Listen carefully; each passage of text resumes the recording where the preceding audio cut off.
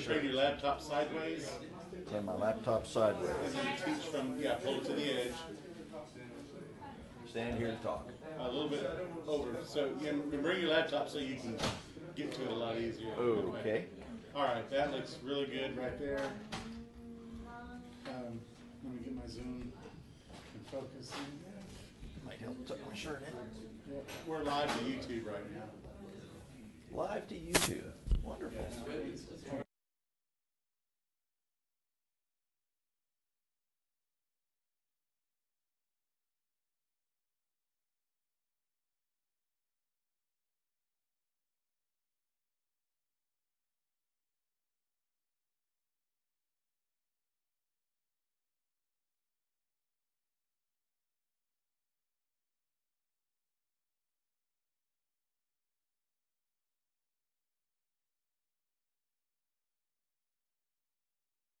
Okay, we have 70 minutes.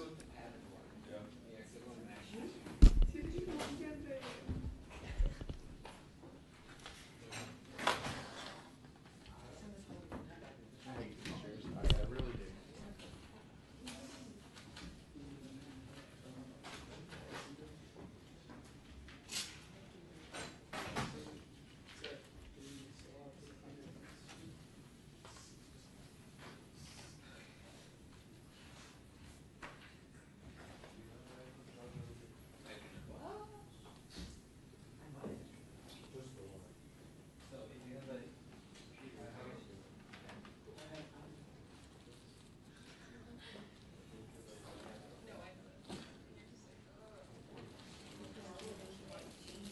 Okay, this is the class.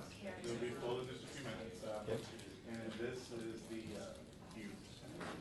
Wonderful. Yeah, and basically you live between that little area right there. I'll just stand here and talk. And if a student asks a question, come back and say, the student just asked a question about the radiation. Repeat the question, basically. Repeat the question. Yeah. And then if they ask a question, go ahead and say, do you guys have any questions at the end? Now they may call it, they may speak to you over the speaker. You'll hear them. Okay. So we've only done that like once. And you can see how much water that's going to do. Doesn't matter to me. I'm ready to go. Check.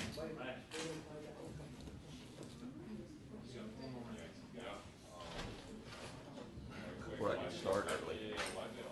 Make all the late arriving people feel guilty.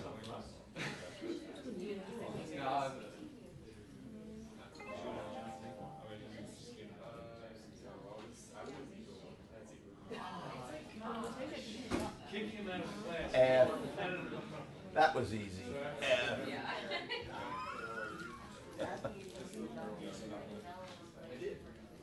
I did go. No, they use filter here. You know what that is? That's because they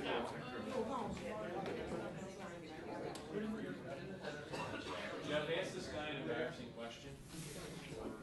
No. Who's that? He went to our competitors. Well, you know, you gotta keep your job options.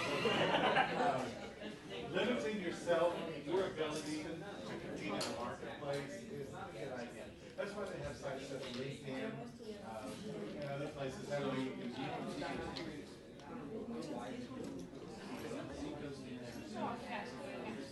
We don't want that to where we sit.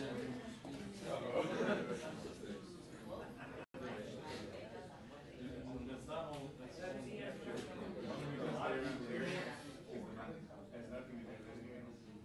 So you're like most of us, you can't be bought, but you can rent it for the right price. And at $250 an hour, You're there. you're right. You ready? It is 12:28. 12:30. I can wait. You gotta be fair. And don't go by that clock because it's only right twice a day.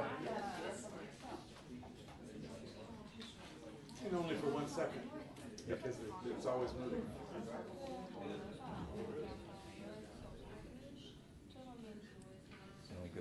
is know exactly when it will be ready.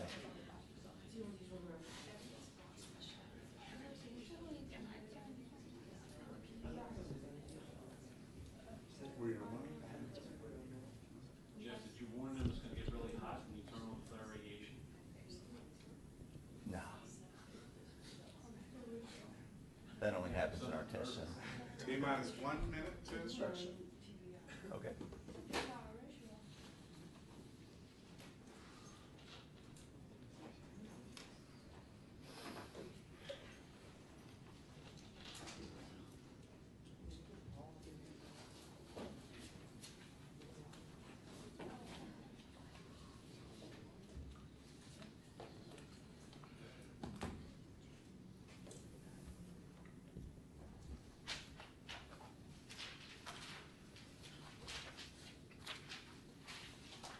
As soon as you see the red light come on, you can roll. Good morning, or afternoon, depending where you're at. My name's Jeff White. I work with John Zink Company. I've been designing flares for 37 years, and I'm here to talk to you today about radiation. I'm going to skip through several of these slides. I think you all have a handout, but I'm going to skip to the ones that have actual content on them. Your learning objectives, hopefully this will work. There we go. The learning objectives are: what is radiation, why do we care, and how do you measure it? How do you estimate it? Flare radiation is thermal radiation. It's not nuclear. No atoms were harmed in the making of this fire. Flares are burning large amounts of gas. They produce a lot of heat, much, much more than solar, so it has the potential to be a dangerously high level. In order to keep people safe, we need to be able to make good estimates of how much radiation is being produced. This picture is an example of a test we ran up here in Tulsa. We were firing about 60,000 pounds an hour of propane, produced a certain amount of radiation. It was smokeless operation. What you see here in the picture is an example of what I call the universal stuff laws. Stuff in minus stuff out is stuff stored. There's nothing stored here, so the chemical energy that's being released in the flame is all being emitted somehow. Most of it comes out as hot flue gas, some of it comes out as radiation, and a small fraction, something like 1 part per million, comes out as noise. So the part that we're concerned about here is the radiation aspect, and as you can see, you've got a fire pretty close above the ground. It's going to heat the ground up. During that test, we actually managed to smolder some of the grass that's underneath of that fire, so it can actually produce enough heat to light things. So flare radiation, when we talk about flare radiation, we're talking about a radiant heat flux. It's energy per unit time per unit area is the way it's measured and discussed. There's some unit conversions that are convenient. I usually think in BTUs per hour per square foot. Most of you may think in SI units and joules or watts. They're interchangeable. One skill that's worth learning is how to convert units. Awful lot of people come out of college and they can't. Please learn it. Flare radiation. It's electromagnetic radiation. It's primarily infrared from a flare. That's about all you need to know about that. It's infrared, so it's heat. I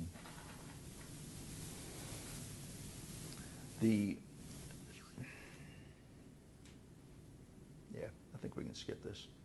It says it's a test question, though. Is it a test question for their test? Is it left over from flare school? Sorry about that. Okay. So, radiation. This slide, I could spend an hour on this slide. I promise I won't. What's odd about this slide? Anybody see anything odd about it? It's higher in the winter. That's exactly what's odd about it, but it's true. So why is it that solar radiation being higher in the winter would allow winter to be colder?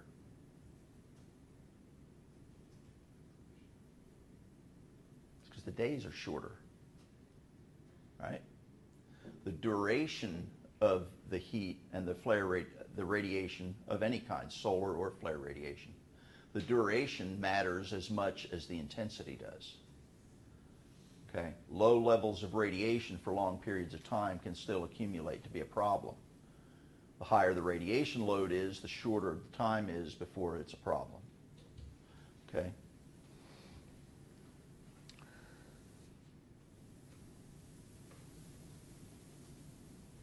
So, you know, one of the factors that affects the outcome is distance from the source. The reason that we have a dip in solar radiation is that the Earth's orbit's not circular. So in the northern hemisphere, we're at the far end of that oval in what we think of as summer. That's why it gets lower in total intensity. Does that make sense? We're further from the sun, so the radiation goes down. Same thing is true for a flare. The further you are from a flare flame, the lower the radiation level is. So if you're building a flare, you need to make it tall enough to protect people. In order to keep the radiation down to a level that protects them, the stack has to be taller. But you don't want to spend money unnecessarily, so you're trying to be careful about how tall the stack is, so you're trying to calculate radiation reasonably accurately. Duration, we just talked about that, the length of the day in this case. Question? You can't. Your mic's cutting out. Couldn't understand you. Your mic is cutting out. Your mic. The mic is cutting out.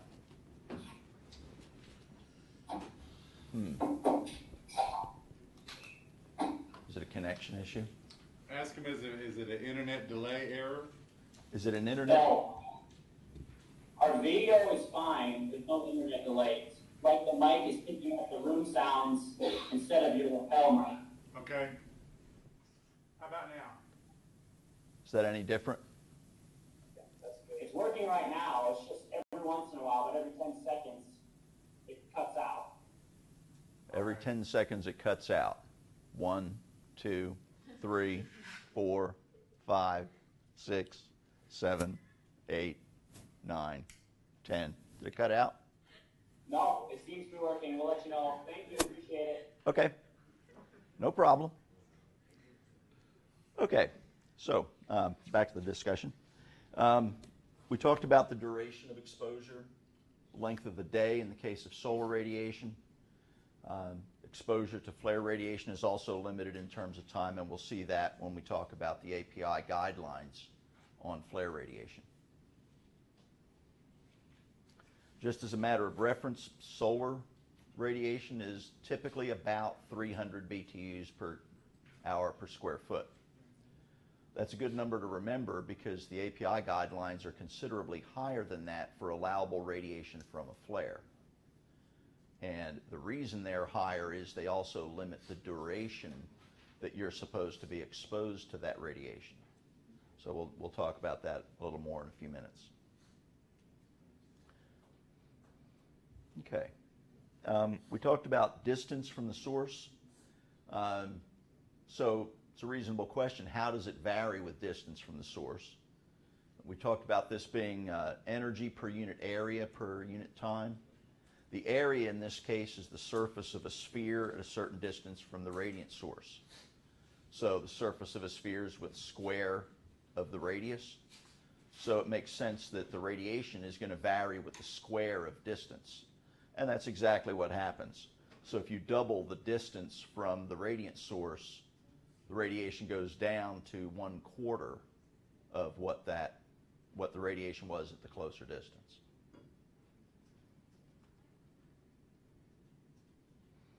Okay. We care about radiation for two reasons.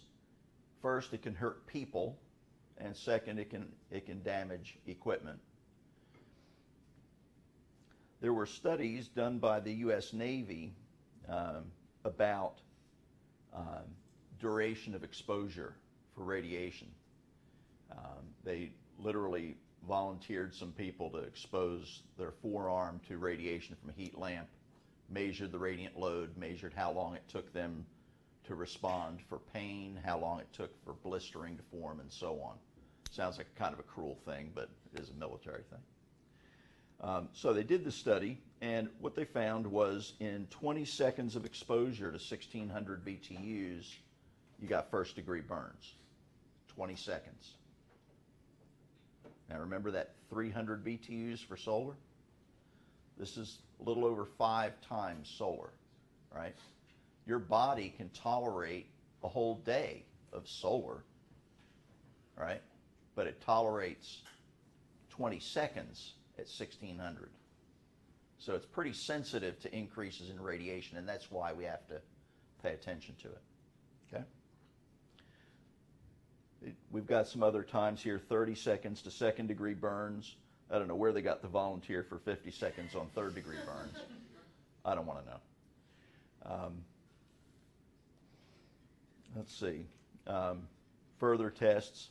Apparently the Navy really like to do tests. They tested both the threshold of pain and blistering. A little bit more information for you. There's no sense in going into the details on it, other than to notice that blistering at 6,000 BTUs, which is really high. Nobody puts flares out there that do that. 6,000 BTUs is only a few seconds to blistering. So you really need to think about radiation when you're designing a flare. API publishes guidelines, standards, and recommended practices. And one of them is API Recommended Practice 521.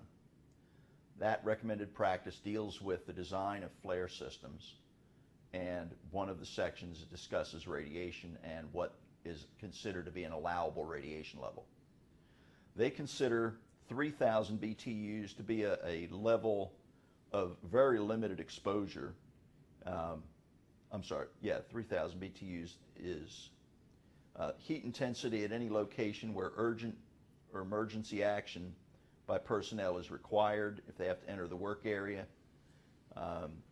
Greater than 2,000 BTUs, radiation shielding or special protective apparel such as a fire approach suit is required. Fire approach suit is basically a silvered outer surface, heavy insulation, and it's there to protect you from the external radiation. The problem with the radiant suit is it's really good at preventing heat transfer in both directions. So your body can't cool itself either. So you can't be in the heat suit for very long. Okay? So if you have to use one of these suits, you get in it, you get to where you're going, you get back out. Several minutes of exposure time, maybe half an hour at the most, and you're not going to want to be in that suit anymore. So you try to do everything you can to avoid the need for that. For that reason, they give you guidelines for 2,000 and 1,500 and 500 BTUs. And as the radiation level goes down, your ability to tolerate exposure to that radiation level goes up. Makes perfect sense. The common design basis in the industry is 1,500 BTUs per hour per square foot at the maximum emergency firing rate. Any locations, either on elevated structures or if the stack is relatively short, it could be an exclusion area around the base of the flare. Any areas where it would be over 1,500, there's going to be signs, there's going to be permit required to enter, and it's because of these guidelines. Okay? All right. Personnel are commonly protected by clothing. You wouldn't be able to go into any kind of a high heat intensity area dressed like I am right now. In a plant where that kind of exposure might be possible, you would typically be wearing Nomex, long sleeves, you'd be wearing gloves, you'd have a hard hat.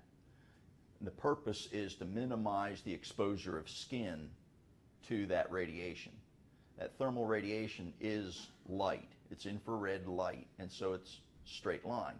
If you can block off, if the radiation's up here and I'm wearing something that covers, then my face is not exposed and I'm okay. Question? Unmuted.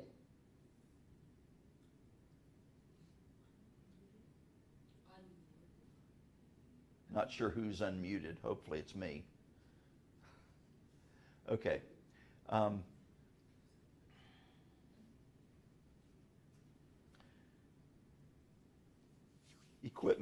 Equipment damage is possible. This is a photograph of an offshore platform. On offshore platforms, that's some of the most expensive real estate in the world. So you try very hard to minimize how much of it you have to spend money building.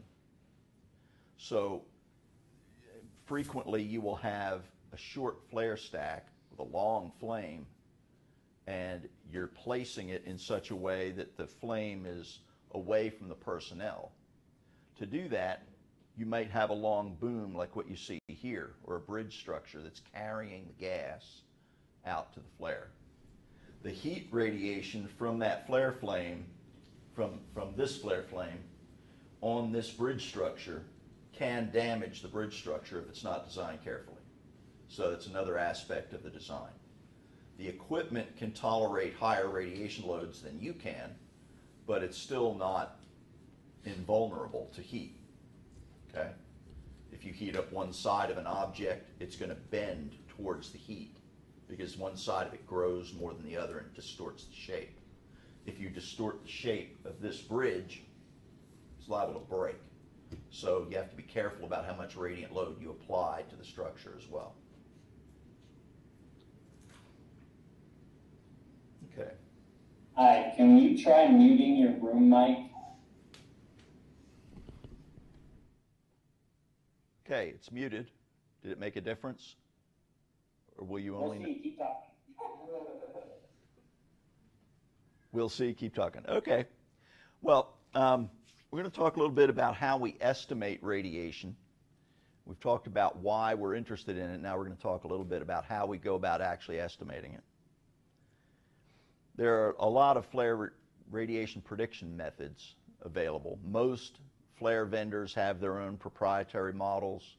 API has a published model. It's a pretty simple model that's good for rough estimation. If you're trying to do careful design, you probably want the vendor to be doing the estimate because the radiation is affected by the design of that equipment. So we're going to talk a little bit about what we need to know to be able to make radiation estimates.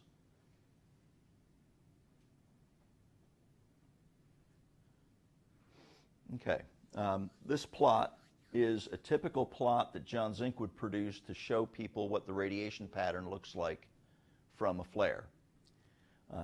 On this plot, we would have a flare flame that might be extending up here, and the radiation from that flare flame is producing radiation loads at different distances from the flare flame.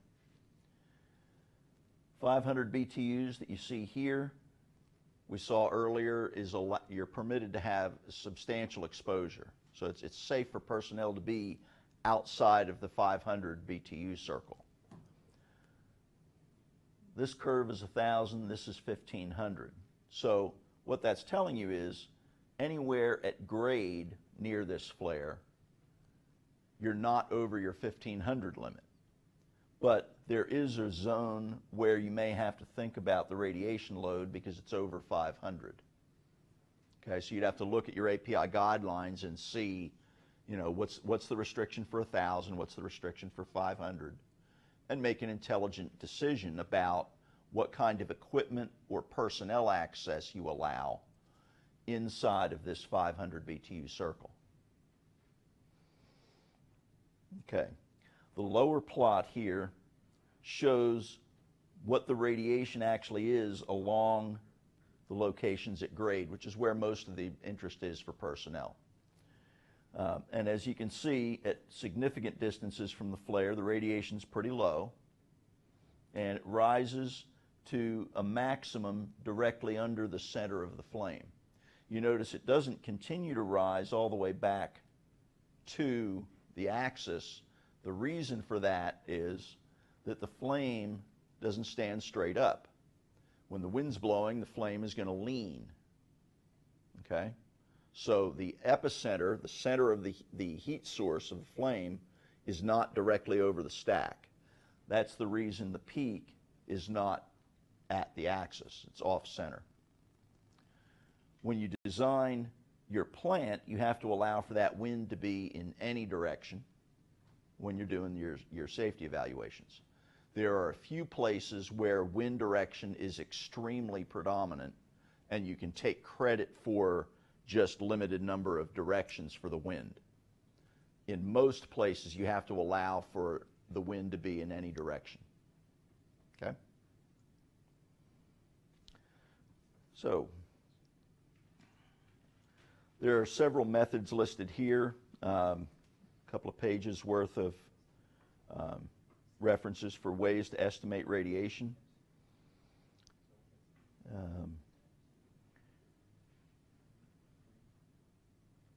So I think you have those in your slides. A colleague of mine and I wrote a paper about surveying these radiation methods. And what we found was that for a single operating condition where you would expect that there would be just one answer for how much radiation is produced, the various methods that you just saw in that bibliography produced all of these different curves of what the radiation would be as a function of distance from the stack. That's a lot of difference. The reason there's a lot of difference is that each of those references was written around a specific kind of operating condition. It might be oil field production, it might be refinery, it might be a petrochemical plant, LNG plant. There's all different applications for flares. Each of those references that we saw was targeting a specific business area. If you take a model that's not designed for the business area that you're applying it, you're going to get answers that don't match reality. And that's what happened here. We took 1 million pounds an hour of propane, it's a pretty big flow, and designed a flare stack for it, 275 feet tall. It's about the right height for a 1 million pound an hour flare. Okay. It's about the right height for 1,500 BTUs. So one of these curves is about right. API 931, it's an obsolete document. GPSA was actually a little low. Who else did we have? TAN actually produced a pretty reasonable estimate, although it was a little high. The actual test data, this was actually a test data point taken in Europe back in the 70s, and the actual data point that we got was about here. So compared to that data point, Ohnbring and Sieferman were more than double the actual test data point. So you can't just pick a random method and use it in a different application and expect a good result. Does that make sense? So when you're doing references, make sure that the reference is based consistently with where you're using the method. It's one of the reasons why you want flare vendors to do it, because they're more familiar with the different applications, the different situations where you would be using it. Okay. What do we need to know? Well, in your calculus classes, you learned to integrate over surfaces. Everybody hated that. I hated it. It's not a practical approach for trying to calculate radiation from a flare. The reason is, you remember the first flame picture that we saw? That flame is not constant over its whole surface. There's no way to predict the temperature and the emissivity of each part of the surface of that flame. So what we use are lump methods. We may use a single point, we may use 3 or 4 or 10 points approximating the positions along that flame, and then we assign to each of those places a certain amount of heat release, and a certain fraction of that heat release that's emitted as radiation. That fraction is what is calibrating the radiation models that are generally used. So the radiation from a flare flame using temperature and emissivity, the Stefan Boltzmann stuff that you learned in thermal radiation, that's not very applicable to an open air flare flame. So we don't use that method. The methods that are commonly used, a single point model, API uses a single point model. 3 points, as shown here, that's basically what John Zink uses, although the location of those points isn't always uniformly distributed along the length. There are other methods that are a little more esoteric. I think Shell uses a model that actually simulates the flame as a conical surface and then actually does all the calculus for that conical surface, but it assumes constant radiant fraction off of that surface. So they all come back to trying to calibrate a radiant fraction for a given kind of gas and a given kind of flare tip and the way it's operated.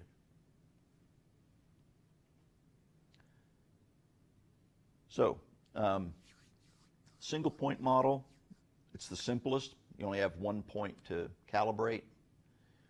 It's really easy to calculate, but you're dealing with a single point radiator and the flame might be 200 or 300 feet long.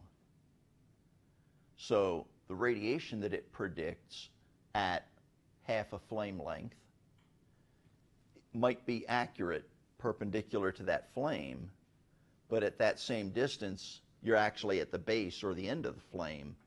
So the distance is not a perfect predictor. It actually matters which direction you're going. So it's good for far field work. If you're significantly more than a flame length away, it's a reasonably good estimating tool.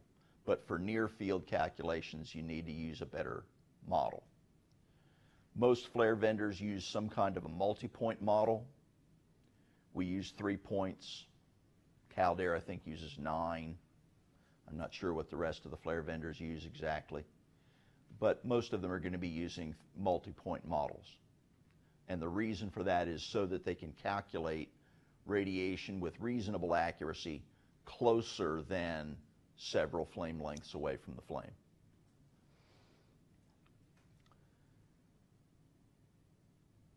Okay. Radiation.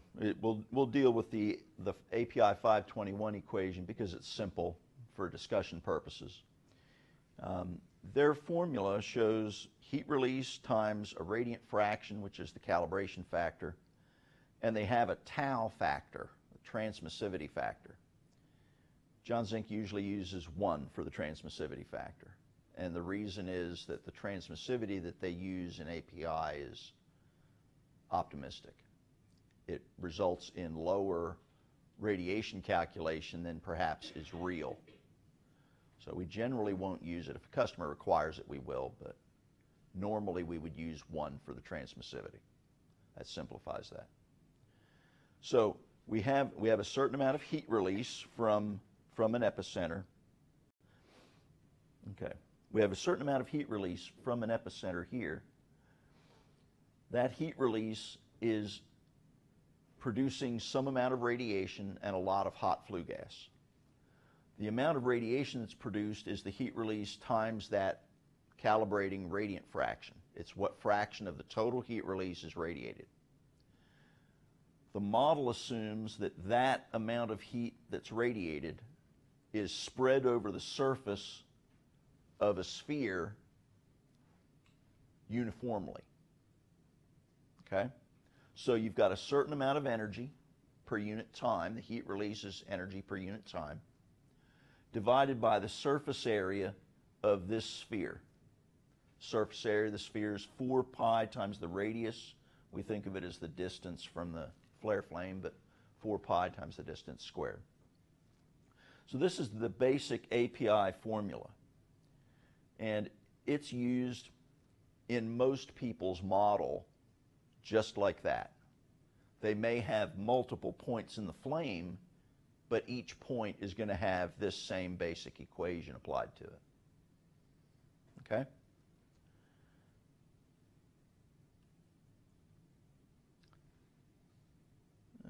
Let's see. Tau is this atmospheric absorption factor. API says 20% gets absorbed within 500 feet. May or may not be true. If it is true, some of that was absorbed when we did the test to calibrate the radiant fraction. So that 20% factor should not be taken out, and that's why we're reluctant to use it unless we're required to. Normally we just use 1. So how do we go about estimating this radiant fraction? Well, we're going to run a test where we measure the gas flow, we measure the radiation, we measure the distance, and we know everything that fits in that equation except the radiant fraction. Then we solve for the radiant fraction, right? It's pretty straightforward algebra. So we can get a radiant fraction by doing exactly that. And this slide illustrates a hypothetical test. We have 50,000 pounds an hour of propane at 20,000 BTUs a pound. Gives us a nice round number for our heat release. The distance that we were dealing with was 150 feet from the flare flame. So the theoretical radiation, if it was 100% radiated, the theoretical radiation would be 3,500 BTUs per hour per square foot. The radiometer measured 1,140, so the radiant fraction is the ratio of those two numbers, or about 0.32. Now I said that's hypothetical. In actuality, that number would be lower from a typical propane flame. Different kinds of flare equipment can affect what that radiant fraction turns out to be. Different kinds of flare equipment can affect the air mixing in the flame. So it affects how clean the flame will burn. It's possible to actually aerate the flame to the point where the flame no longer appears yellow, it actually appears blue. And that has a significant effect on the radiant fraction. Okay? So this calculation is an illustration of how you would go about doing the calculation for a particular data point. The actual numbers here are not real data. They're just an illustration. Okay. So, as I said, it's possible to alter the appearance of the flame by changing the operation of the flare. In this example, we've got the same physical piece of equipment burning two different kinds of gas. So we get different appearance in the flame. Why does it look different? The reason is that the yellow that you see here, and even some of the orange that you see here, is actually the result of microscopic carbon particles, soot particles. So it's basically hot, glowing smoke that's still burning. It's still hot enough to react. The reaction is complete by the end of the flame, and so there's no actual soot emitted, but there is soot formed within the body of the flame. In order to reduce the luminosity or the radiant fraction of the flare flame, we have to mix in more air, and that's part of the design of the flare equipment, is ways to improve that air mixing, improve the combustion efficiency, and reduce the radiant fraction.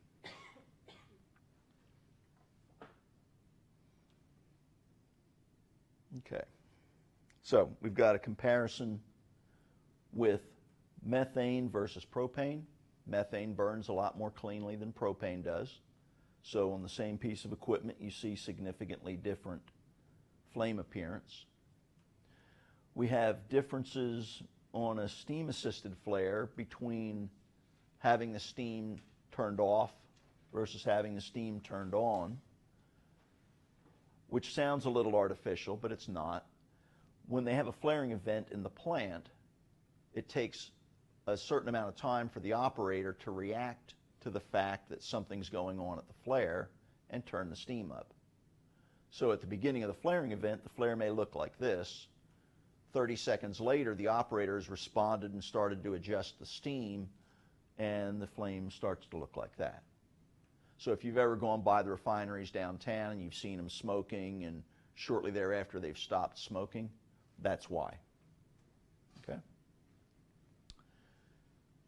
This is an example of a test that was run, and what we were trying to determine was, it was another radiation test. We were trying to determine how to calibrate the radiant fraction for different points in our model. Remember, we used 3 points in our model.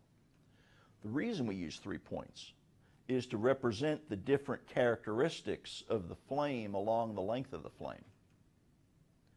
Near the base of the flame, you have a lot of air mixing where the gas jet is coming out at high velocity. It's entraining a lot of air. It's got a lot of turbulence, a lot of mixing. So it burns cleanly. But it runs out of air and starts to become more sooty. As the soot is produced, you get higher concentrations of the radiators that are in the flame, and so the radiant fraction actually goes up. At some point, you're producing so much soot that you've actually created a smoke screen in front of the flame, and the characteristic radiant fraction for the radiation that's happening up in the end of the flame is actually quite low. Our model accounts for those differences along the flame length. Okay? So we would do testing of this. We would have multiple radiometers where some of those radiometers are actually shielded from seeing that part of the flame or this part of the flame, so that we can distinguish how much radiation is being contributed by each section. And we run a significant number of tests that way to develop a more sophisticated model than the simple single point model. Okay. Distance is one of the other factors that affects radiation. Okay? What affects the distance? Well, you've got how much gas you're burning, which affects your flame length. You've got wind speed and direction, which affects how much the flame leans towards you or away from you. You've got the flare burner design that affects how well the mixing is happening, how much radiant fraction is happening at each section of the flame, whether the thing is smokeless. You have the reactivity of the gas. All of those things affect the flame shape, the actual location of the epicenter. The height of the stack is the thing that you have control of at the design phase of the project.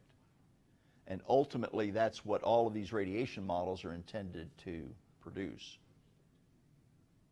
Okay? The distance from the base of the stack is the third factor, and with all of those factors accounted for, you can compute a distance from the point of interest to the flare flame. Okay?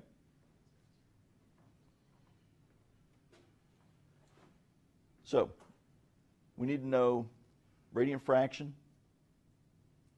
how the distance is accounted for in the different models.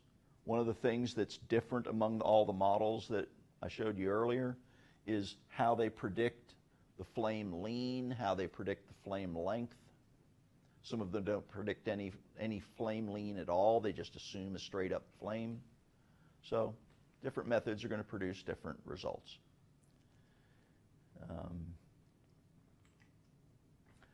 One of the things that we can't emphasize enough is not to mix and match models.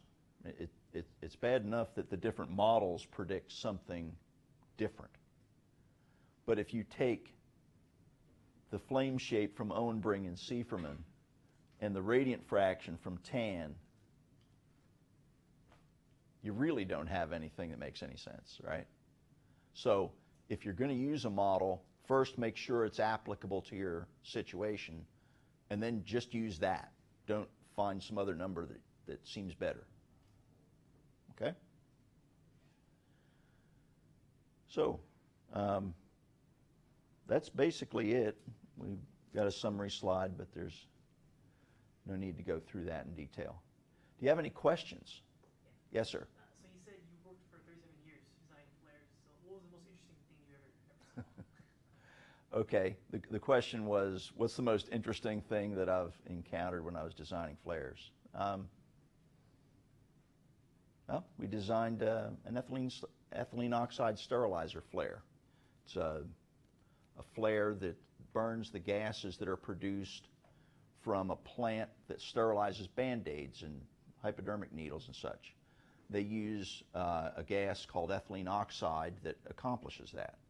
Ethylene oxide is extremely explosive. 100% is the upper explosive limit. It's extremely reactive stuff. Designing a flare to handle that kind of gas was a real challenge. So that was one of the more interesting things I've done. Any other questions?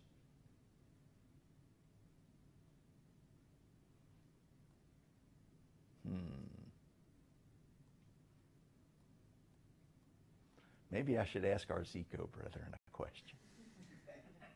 No, I won't. I won't pick on. There's no questions. Are we done early? It's the first time I've ever gotten through a radiation talk early.